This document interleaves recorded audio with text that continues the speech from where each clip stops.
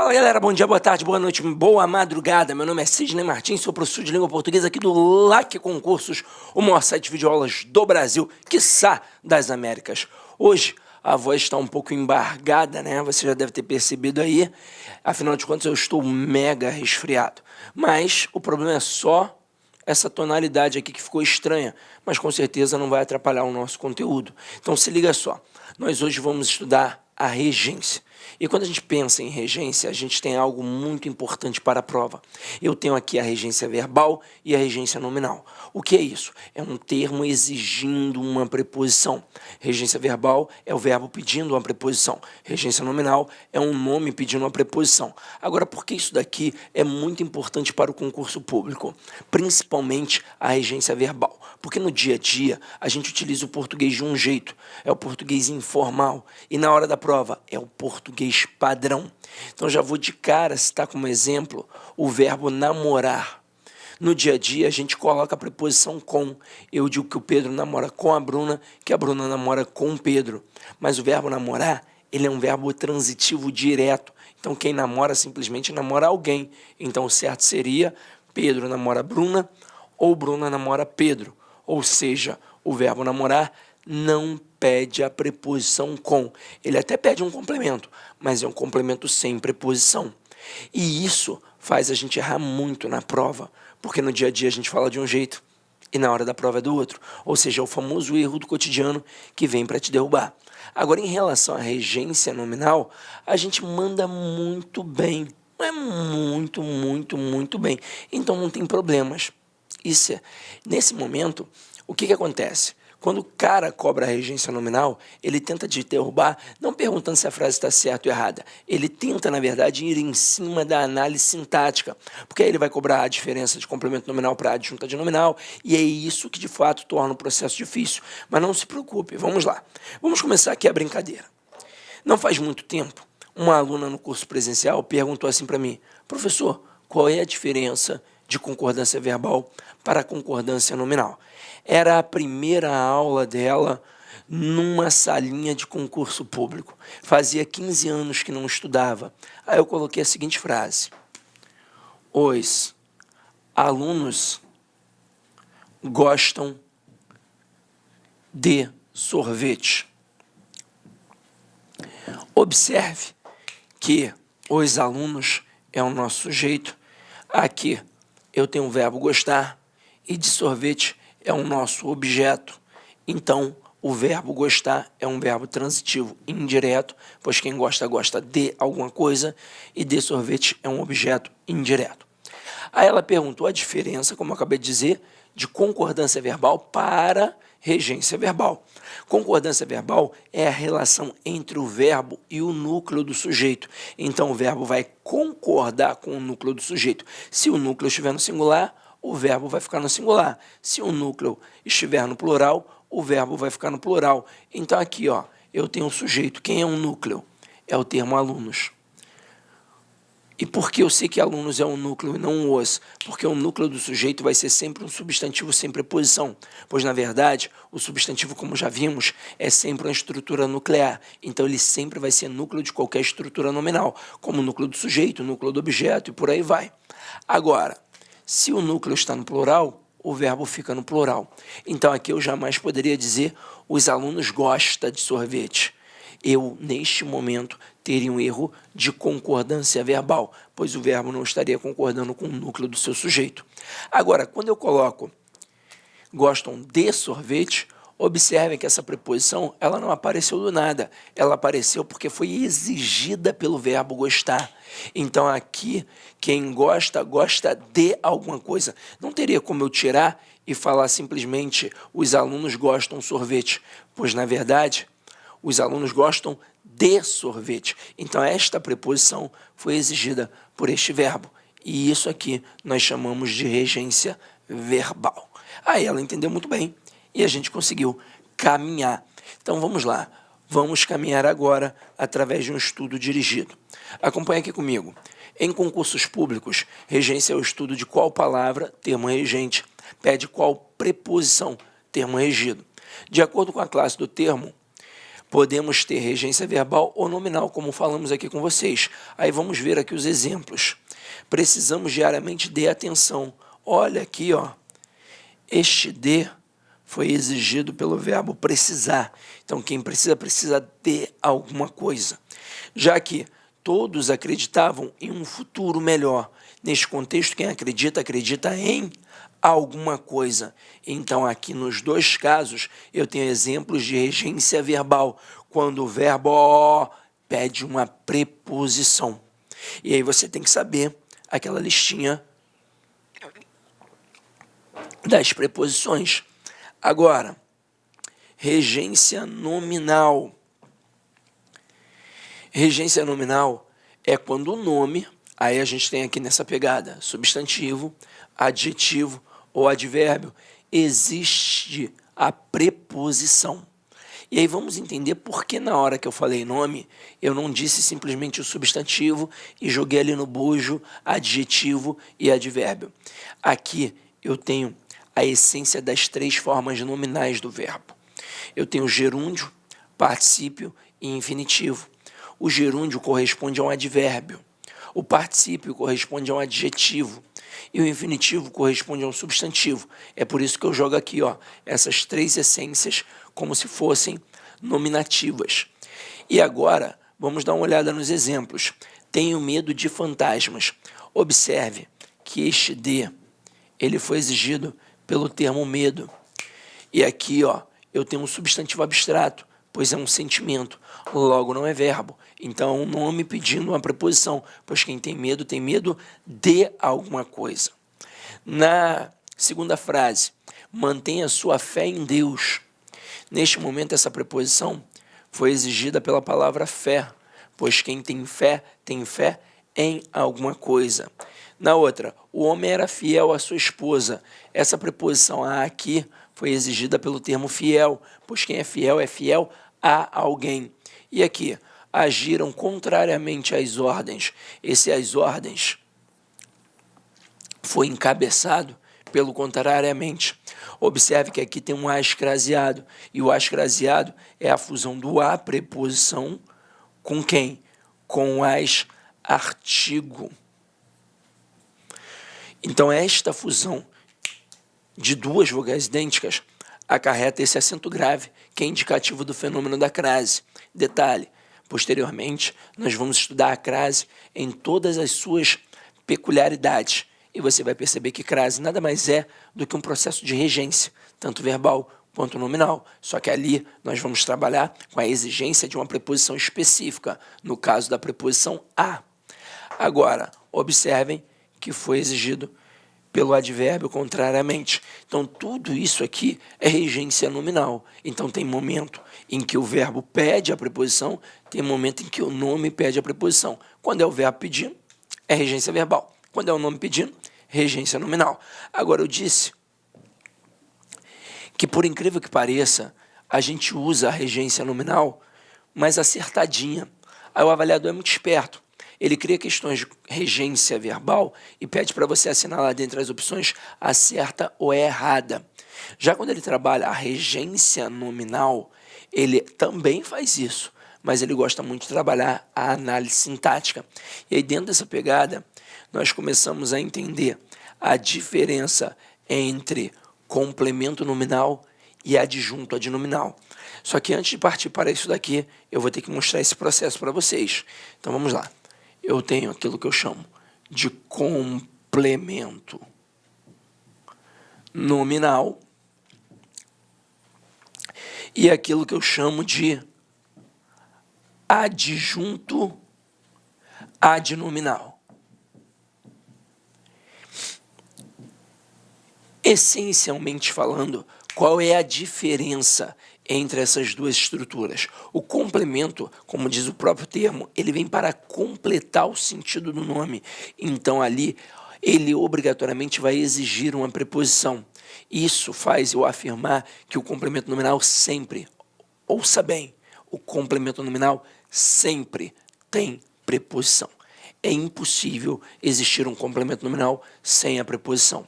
Já o adjunto adnominal, como diz o próprio termo, ó, ele está junto do nome. Pode ser que ele tenha preposição, mas pode ser que também não tenha. Agora, quando é que vai nos confundir? Quando exatamente aparecer a preposição. Só que aí, para isso, nós temos um quadrinho muito bom para resolver esse problema. Nós não temos 3 instâncias nominais, o adjetivo, o advérbio e o substantivo, só que aqui de cara eu tenho aquilo que eu chamo de substantivo concreto e aquilo que eu chamo de substantivo abstrato. Vou colocar aqui o substantivo abstrato 2 vezes, pois nós teremos 2 situações para avaliar. Mas antes de mais nada, a gente tem que definir muito bem a diferença de substantivo concreto para substantivo abstrato. Pensa aí comigo em casa. Se eu dissesse assim, ó, fada é substantivo concreto ou abstrato? Gnomo é substantivo concreto ou abstrato? Deus é substantivo concreto ou é abstrato? E aí, ó, pasme, tudo que eu falei aqui agora é substantivo concreto. Como assim, Sidney? Substantivo concreto não é aquilo que eu posso pegar? Sim, é aquilo que eu posso pegar, mas também é aquilo que eu posso imaginar e criar, porque eu posso tornar palpável. Então, por exemplo, uma fada, eu não posso colocar no desenho? Posso. Então, substantivo concreto. Deus, por exemplo. Morgan Freeman foi Deus no cinema. Então, substantivo o quê? Concreto. Então, galera, substantivo concreto é aquilo que eu posso pegar, imaginar e criar, porque eu torno palpável. Substantivo abstrato, das duas, uma. Ou é um sentimento, ódio, amor, medo, paixão, ou é um substantivo com força de verbo. Como assim?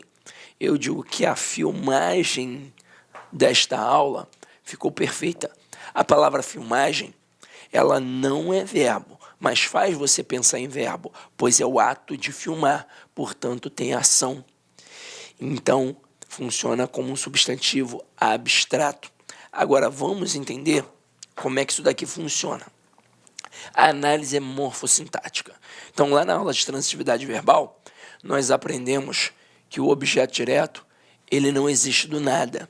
Ele existe, na verdade, porque está ligado a um verbo transitivo direto.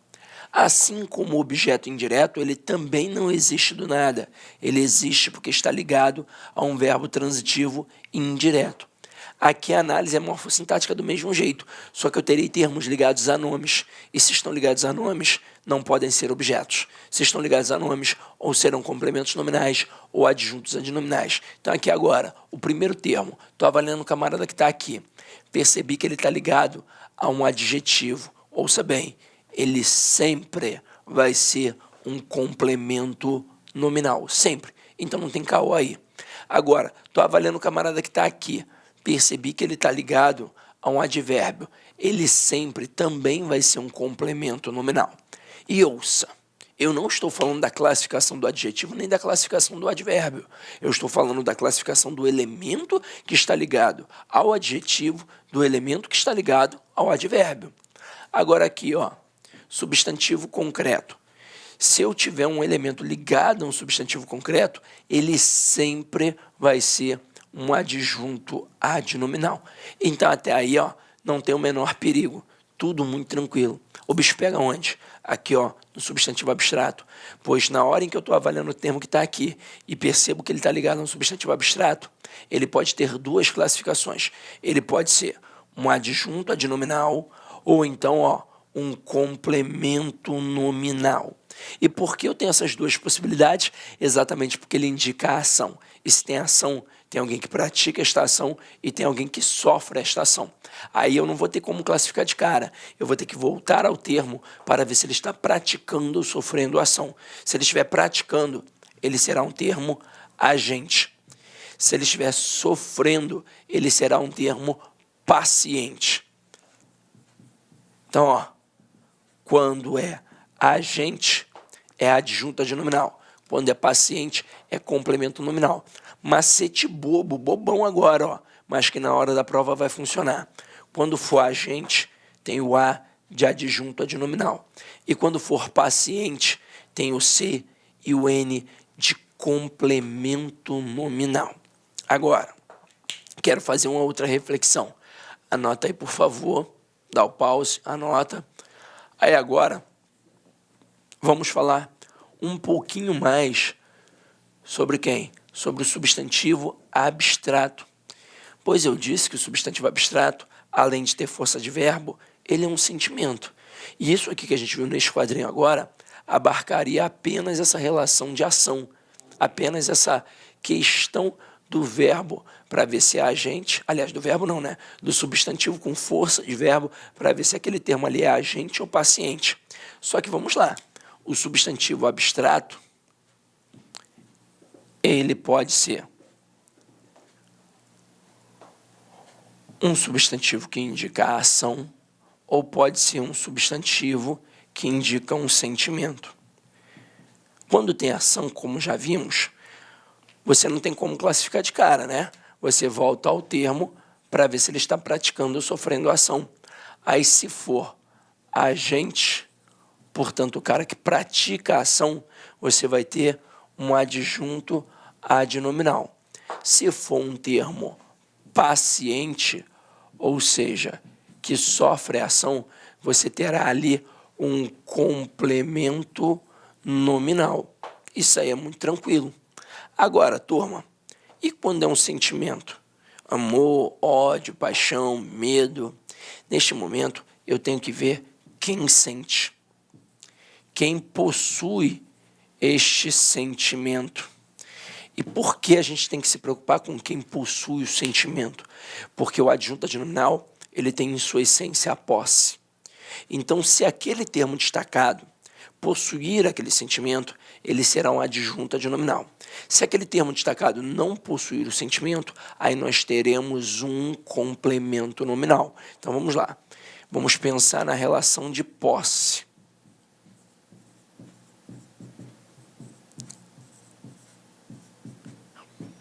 Se tem a posse, vai ser adjunto adnominal. E se não tiver a posse, vai ser um complemento nominal. Sidney, mostra como isso aí funciona na prática. Vamos lá. Eu coloco assim, ó. Tenho medo de baratas. Neste momento, repare que o termo de baratas está ligado à palavra medo. E qual é a classe gramatical da palavra medo? É um substantivo, detalhe, é um substantivo abstrato, porque é um sentimento. Então, neste momento, quando está ligado a um substantivo abstrato, eu tenho que voltar ao termo para fazer uma análise melhor. Só que agora, este substantivo abstrato não tem força de verbo. Então, não tenho que voltar para ver se o termo de baratas está praticando ou sofrendo ação. Isso não é viável. Então, eu vou voltar para ver o quê? Se o termo destacado, no caso aqui o termo de baratas, possui o sentimento do medo, ou se é alguma outra coisa que possui o sentimento do medo. Então, quando eu digo assim, tenho medo de baratas, as baratas possuem o medo? São elas que têm medo? Não sou eu que tenho medo. Então, como aqui o termo de baratas não possui o medo, não é um adjunto adnominal, e sim um complemento nominal. Quando seria um adjunto adnominal? Se as baratas possuíssem o medo. Se eu dissesse mais ou menos assim, ó, o medo das baratas impediu-as de voar. Então, neste momento, o que foi impedimento? O que fez estas baratas não voarem? O medo delas. Então, aí sim seria um adjunto adnominal. Sabendo esse processo, o que a gente vai fazer aqui agora? A gente vai analisar uma série de frases para aprofundar todo este conceito. Então, vamos lá, meus queridos. Coloquei aqui algumas frasezinhas. Todos esses termos destacados em vermelho têm preposições, só que eles estão ligados a quem? A nomes e não a verbos. Então, não podem ser objetos, muito menos o objeto indireto, porque essa é a grande pegadinha do avaliador. Como estão ligados a nomes, ou serão complementos nominais, ou serão adjuntos adnominais. Então, vamos lá, vamos por partes. Na primeira frase, sou favorável a vocês. Reparem que o a vocês está ligado à palavra favorável. E qual é a classe gramatical da palavra favorável? Aqui é um adjetivo. E, Cisne, eu tive dificuldade, não consegui enxergar assim tão bem. Muito provavelmente, se você teve alguma dificuldade, foi porque você olhou só para a palavra favorável. E aí ficou difícil. E na língua portuguesa tudo depende de contexto. Se isso porventura acontecer lá na hora da tua análise sintática, na verdade morfossintática, porque você está tentando ver qual é a classe gramatical para aí sim classificar sintaticamente, você vai olhar a estrutura como um todo. Então você vai ver que aqui tem um sou favorável. Sou é do verbo ser, que é um verbo de quê? De ligação. Então neste momento aqui, favorável vai ser um adjetivo. Então, se o termo a vocês está ligado a um adjetivo, significa que o a vocês é um complemento nominal. E acho que agora com a frase fica bem claro. Eu não estou dizendo que o adjetivo é um complemento nominal, até porque o adjetivo você já sabe. Nós vimos isso na aula de classes gramaticais. Ele só pode ser ou um adjunto adnominal ou um predicativo. Então, não existiria a possibilidade de o adjetivo ser um complemento nominal. Só que aqui eu não estou avaliando a função sintática do adjetivo, até porque o adjetivo aqui é predicativo.